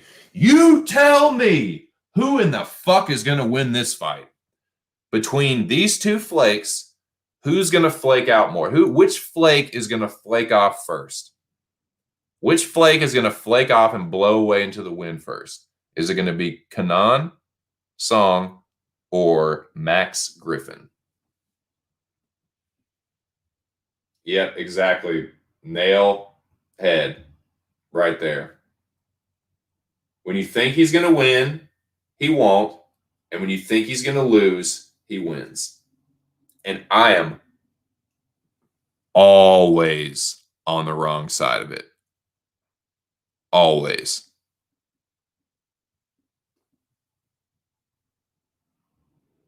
Thank you. Yeah, I feel like it's at least a little bit of a visual aid, like something for the chat to look at besides my fucking avatar. You know, it's a little bit of a something something. You know what I'm saying? So we can just kind of, you know, this is what I'm, you know, doing the same thing y'all are, just looking at this shit right here. I feel like that helps me in the chat like stay together and stream, and I don't know. I just feel like it streamlines everything a little bit more. No pun intended. But yeah, 6 people in the building. That's what's up, dude. That's pretty tight. That's pretty fucking tight, man. Okay, now I don't know. I really don't know about that fight, man. I like.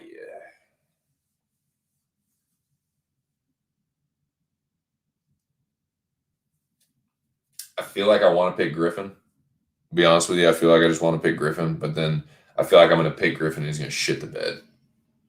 I feel like I'm going to pick him and he's going to just shit. I just got to shit. Shit on his bed. And that's what he's going to do. He's just shit everywhere. So, yeah. I don't know. I don't know.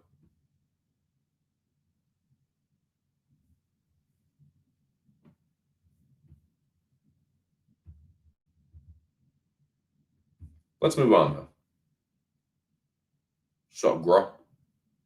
Sup, girl? Sexy ass. All right, here we go. Where was I?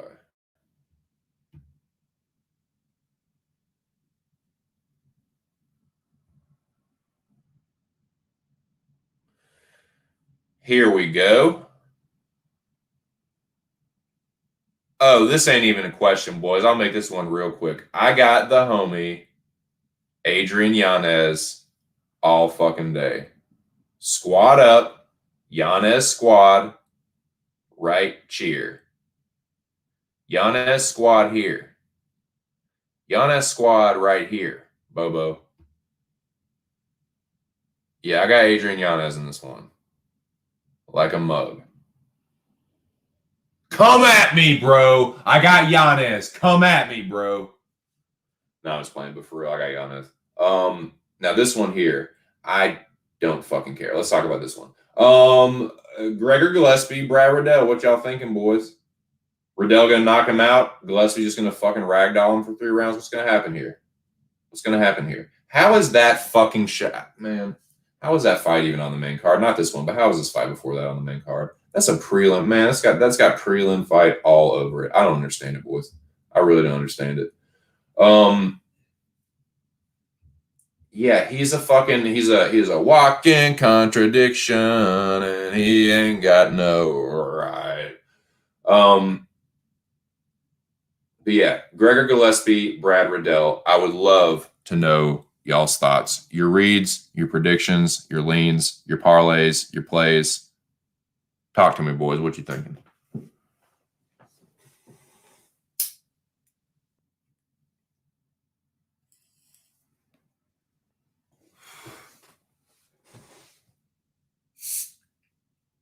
This is that full souped up automatic, just can't quit, let the bass hit right on time.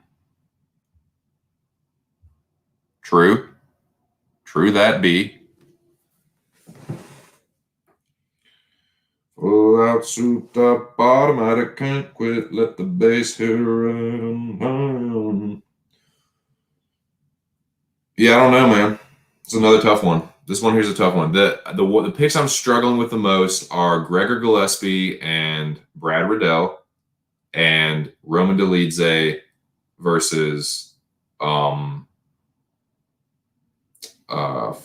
he fighting? Trevor Giles. Officer Giles. Honestly, the latter. It's the latter. I'm leaning ever so slightly towards Gregor Gillespie. I don't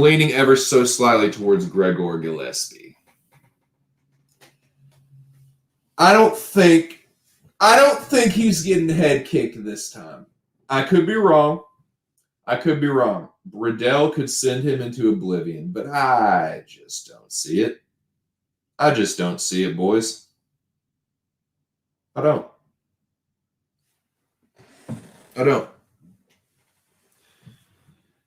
I'm leaning Gregor Gillespie. I'll just say that. I'm leaning Gregor Gillespie. What do y'all think about that one? Excuse me. Man, fingers fucking crossed. That is a fight that I can absolutely see falling out, and it is a fight that I hope falls out. I do not want to have to pick this fucking fight. I hope it does not. I hope this fight does not make it until 2 p.m. tomorrow. I hope either Dolidze misses weight or Giles gets nervous again and faints or something. But I do not want to have to pick this fight. So yeah, I hope it fucking falls out, man. And there's actually a decent chance that it could. I don't know what Roman Dolidze is thinking cutting down to 185. That's crackhead shit, man. You smoking yellow rocks with that shit, dude, because I don't understand that. I really don't get that. Yeah, what's the fucking prop on that, dude? What's the prop bet on that fight fucking not making it? Yeah. But Gillespie, I see Gregor just kind of. I think that Riddell will either stop a takedown or get taken down and get back to his feet. But then I think the next time he gets taken down in that round, he'll be there for the rest of the round. And then I think there'll be rinse and repeat for 2 and 3. I think there'll be 4 total takedowns. There'll be 2 in the first round, and then at least 2 more, like 1 each in each round. I think he's just going to keep him there. Throw some ground and pound, do just enough to keep him on the ground, control him. Gillespie's such a good wrestler, dude. If you can't stop a wrestler like that and you can't knock him out, yeah, I haven't seen takedown defense from Riddell that makes me think he's going to stop Gregor.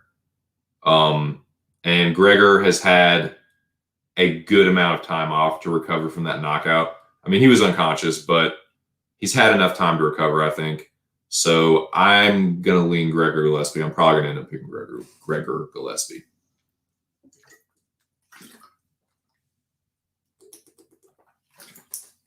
We'll see, though, man. He could get knocked out again. Riddell's a good striker. He could get knocked out again for sure. Gillespie, that is. But yeah, I'm going to go with Gillespie, actually, I think. And that, boys, that brings us to the motherfucking main event.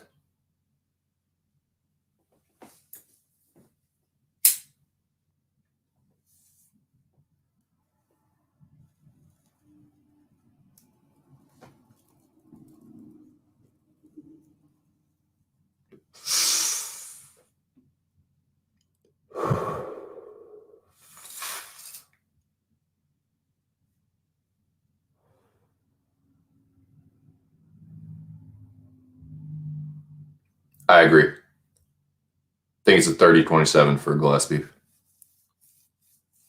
3 or 4 takedowns should take care of it.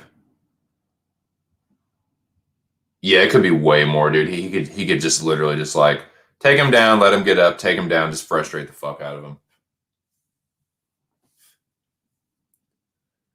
If Gregor's cardio and his durability is still somewhat there, I think he'll be okay.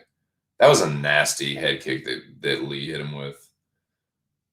Lee is not a elite striker, but he's a little bit better of a striker than he gets credit for. Like, he does have decent boxing. He did train at, the Mayweather gym. He has decent boxing skill and he has a good head kick. But I think that Gillespie's had enough time to recover, and I think that he's really not going to have any kind of trouble taking Riddell down. I think that he might get taken down and just with each takedown is just there for the rest of the round. So yeah, I'm going with Gillespie. I don't feel too nervous about picking him either. But let's talk about this main event, boys. That's what we're all here for, right? That's where the fucking action's at. That's where the fucking juice is at. That's where the fucking swag is at, dude. The fucking main event, man.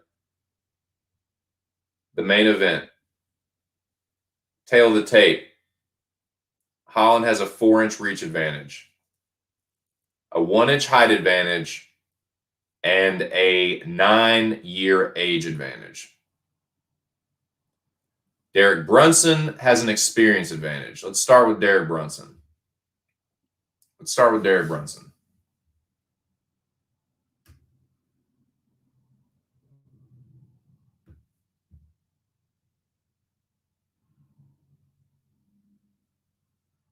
Derek Brunson is a true veteran of the Ultimate Fighting Championship. He's 37 years old. He's from North Carolina. He's a really, really good wrestler. He's very heavy-handed. He's fought fucking everyone. He doesn't win them all, but he's fucking fought everybody, dude. Look at that shit.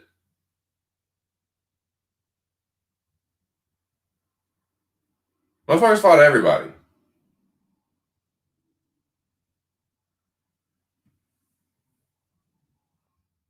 I mean, this is the thing about Brunson with me.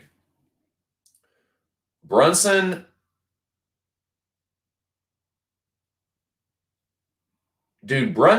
is a lot better than he gets credit for. People shit on Brunson a lot and call him a glass jaw, and I've been guilty of that myself. Call him a bumson. He's not a bum, dude. He's not a fucking bum. Journeyman is fair. Gatekeeper is very appropriate. He's not a bum, though. He's not a fucking bum. You knock out Uriah Hall. You knock out Lyoto Machida. You knock out Edmund Shabazian.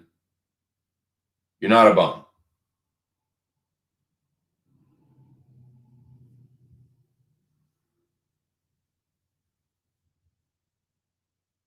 He's on a 3-fight win streak. He's been reasonably active. He only fought once in 2020, but 2020, man, that's kind of a 2020 is kind of has an asterisk on it. It's a weird fucking year. But yeah, that's what that is. That's what that's about. Now let's look at briefly the Trailblazer real quick. Oh yeah, I do want to see one thing real quick before I do that. But yes, I'll be doing this from now on, boys. Just at least screen share this while we preview this stuff, just to kind of have something to look at.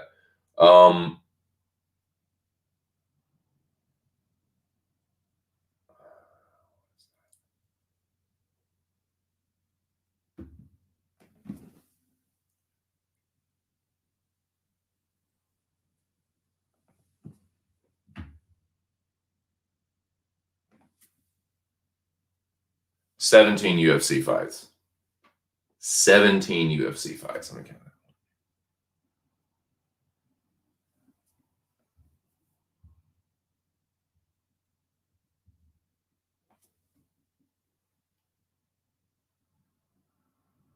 Yep, 17 UFC fights. That's crazy, man. He's been in the UFC since 2014 or 2013. God damn, I'm an idiot. 2012, the end of 2012. Sorry. I can't read apparently. Yeah, the end of 2012. So pretty much 8 fucking years, dude. That's crazy, man. That's crazy. All right, let's look at Holland.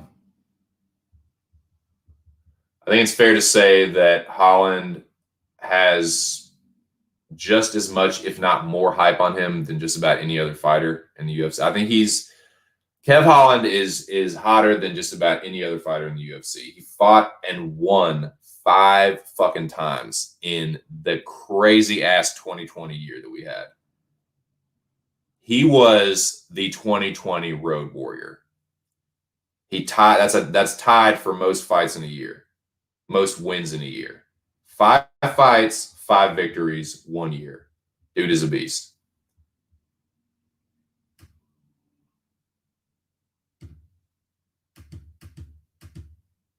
Now look.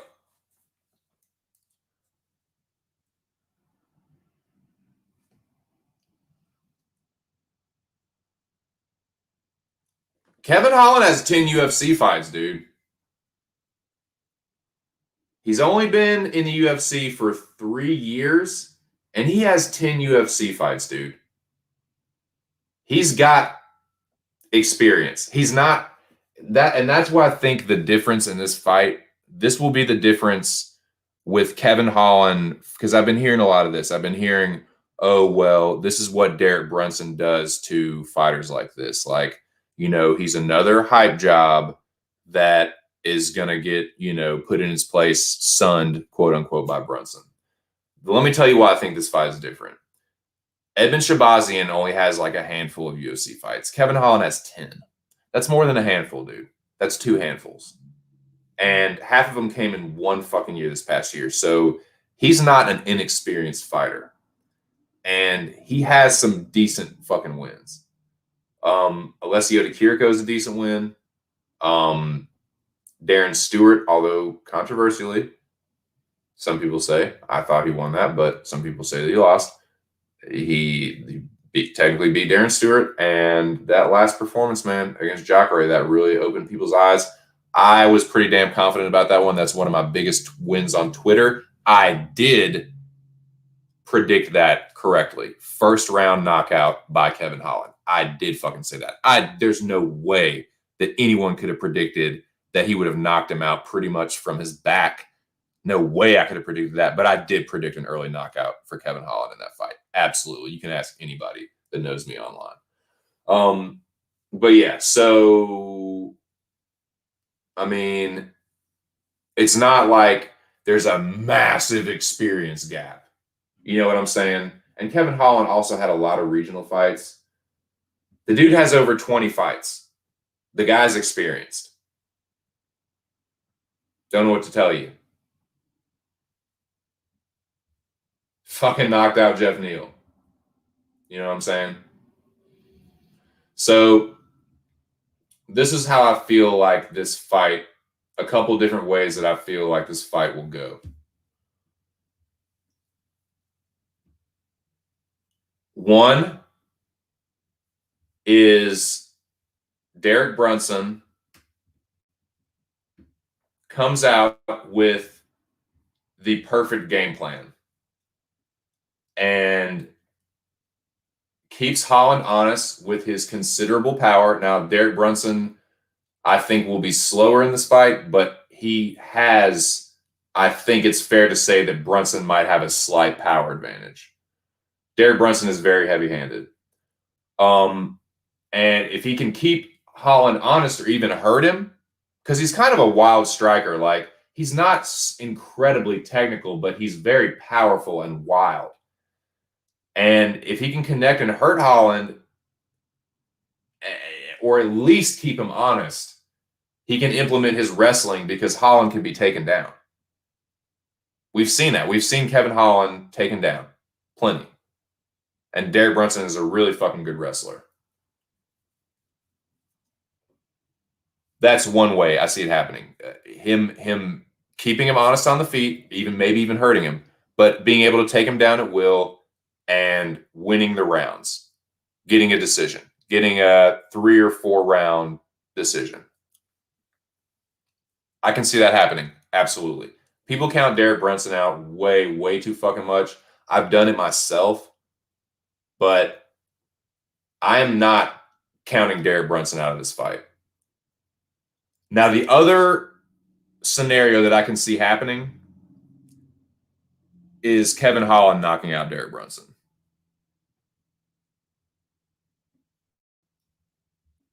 Kevin Holland is considerably younger.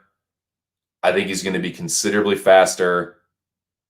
He's a very sharp striker. He has a 4-inch reach advantage, dude. And he's a guy that fights long. He really knows how to use his reach in the striking department. Brunson's kind of sloppy with his takedowns. He kind of lunges forward and shit.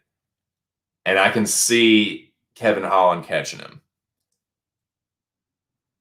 And I don't think it's any surprise, dude. Like, I'm a fucking Kevin Holland goon. I've got Kevin Holland by first round knockout. I just think Brunson, he's powerful. He's the more experienced guy, but he's not that much more experienced. And this isn't simple MMA math. This isn't like, oh, well, Jacare knocked out Brunson twice and Holland knocked out him. So he's gonna, no, that's not why. I'm saying this because Holland is younger, fresher, sharper of a striker, knows how to fight long, knows how to, he knows how to, does not give up his reach in the striking department. And I think he's going to walk Derek Brunson onto something nasty. So I'm going Kevin Holland first round knockout. That's what I think. And dude, if it goes the other way, I won't be totally shocked. But as a Holland goon, I got Holland in this one pretty comfortably. I got it 80-20. Maybe at the worst 75-25, but I will be kind of surprised if Holland just lets Brunson have his way. I think Holland is too nasty of a fighter. I think he's learned from his mistakes, and I think that he's just going to spark him. I think he's going to walk him onto a right hand is what I think is going to happen. Brunson's going to be chasing, looking for that takedown, or looking to what Brunson will do is like crowd people with wild strikes, like punches. He wade forward as he punches into takedowns. And I think when he does that, Holland's just going to he's going to rock a bitch, sock a bitch, lean back and cock a bitch. But yeah, I got Holland by first round knockout. Let me see what y'all are saying. Jackie boy, what's going on, Jack? How in the hell are you? Jack, if you would like to, or anyone else for that matter, be on for just a little bit longer.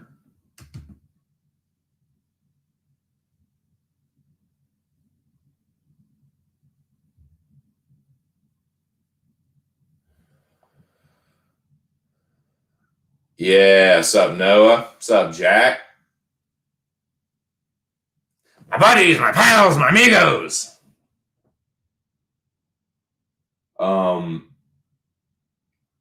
Yeah. Let's see. Okay, I'm gonna have to go back up here.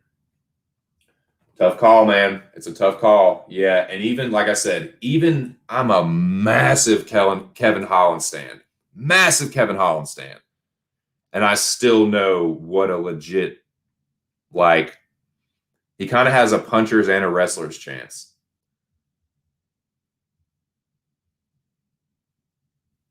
Yeah, Holland split with the dentist, then KO Susan first. Brunson is Brunson. Yeah, Brunson is Brunson, and that's kind of why I think Holland will get it done, because ultimately, like, Brunson is Brunson.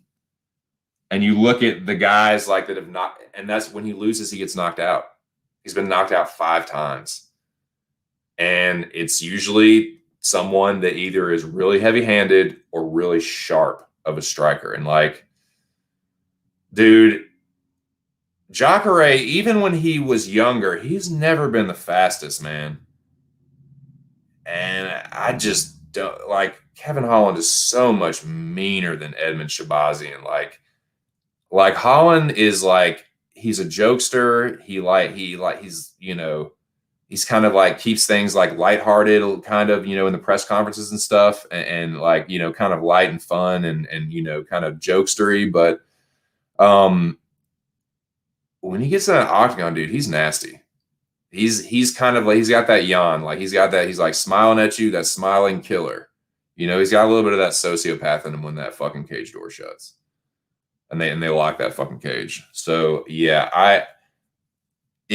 I'm not going to come out here and say 100% Holland, but I've got it 80, 20, 75, 25 because I think he's just going to be faster and he's just going to be sharper and he's just going to he's going to walk him onto something filthy is what I think.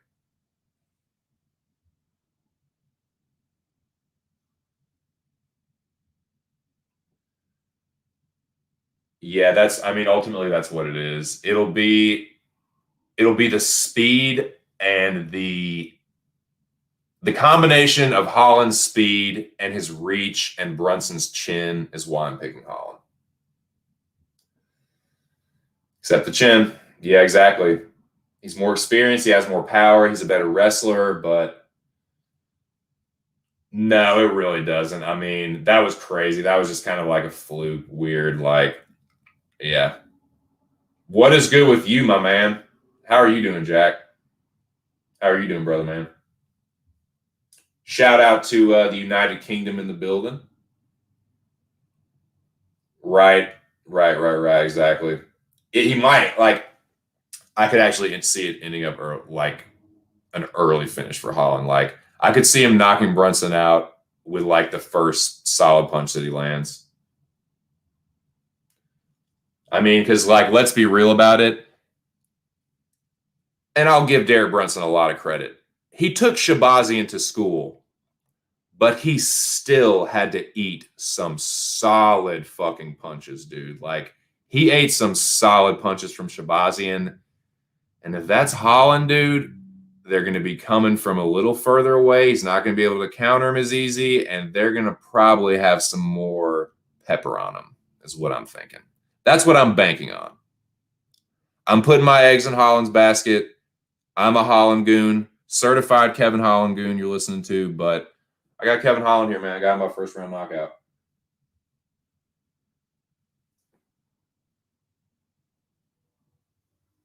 No worries. Hey, Jack, I'll tell you what. I'll actually wrap it up here in about 10 minutes because I've gone through the card, but I'm going to be back on for my Kill Bill stream if you'd like to jump on for that one. I'll be on a little bit later for the Kill Bill stream. I gotta take care of a few chores, and then I gotta finish watching Volume 2. But I will be reviewing Kill Bill Volume 1 and Volume 2 later on this evening.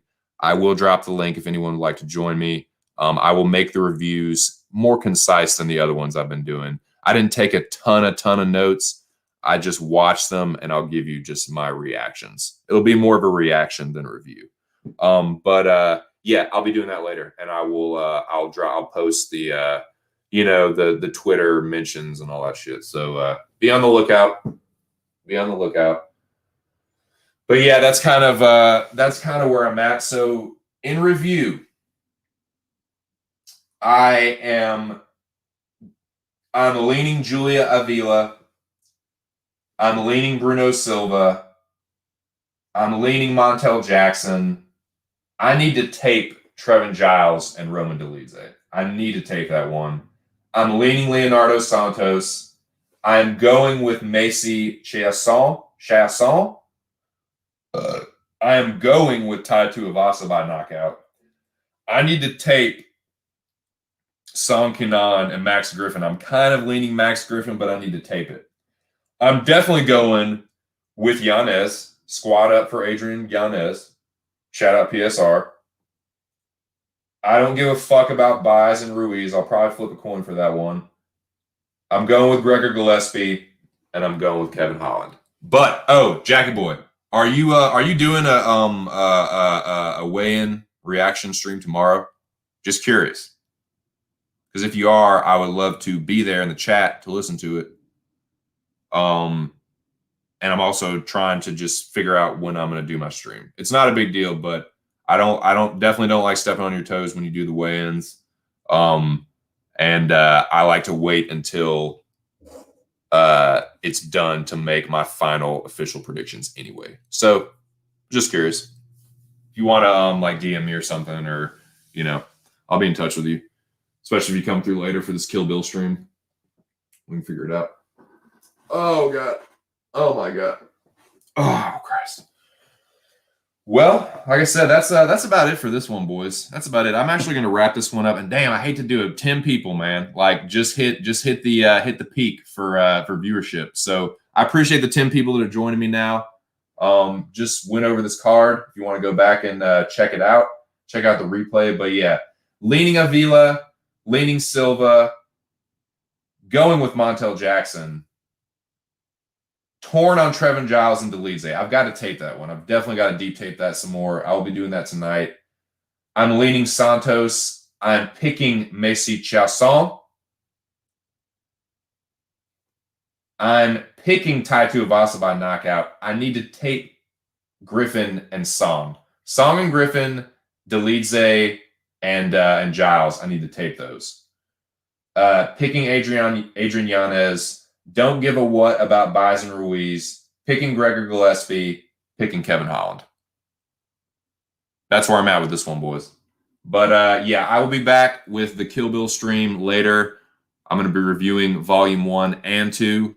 Got to finish watching Volume 2. So I'm going to probably push that stream back a little bit later, too. It's scheduled for 5 now. That ain't fucking happening. That ain't no way that's happening. So what's up, gangster?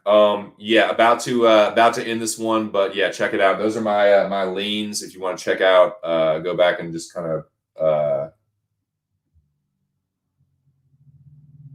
yeah, it's no worries, man. We can figure it out. We'll figure it out. I don't like stepping on your toes with that shit, man. I like to because I think you're just better at the weighing shit anyway, man. I think you're better at I'd rather listen to you talk about the weigh-ins than listen to me fucking ramble on. You know what I'm saying? So just let me know. It's not a big deal either way. But yeah, that's where I'm at with that. And yeah, hope to see you boys later for the Kill Bill stream. But regardless, I will be back tomorrow at some point, and I will let everyone know on Twitter and otherwise. But yeah, I'll be streaming tomorrow to get my official picks for this card. Then I'll drop them on Twitter. But thanks again, guys. This was a good one, man. This was a good stream, boys. Got to preview this card. And like I said, I will be back later for the Kill Bill reviews. So I appreciate y'all joining me. Y'all are the shit. This has been just my 2 cents. And I hope to catch you boys later. Thanks again. Peace. Nikki. I'll be back later, Nikki. I'll be back for the Kill Bill stream later. Probably be around 6:30, but I'll let you know. But I'm out of here, boys. Thanks again. Y'all are the shit. Peace.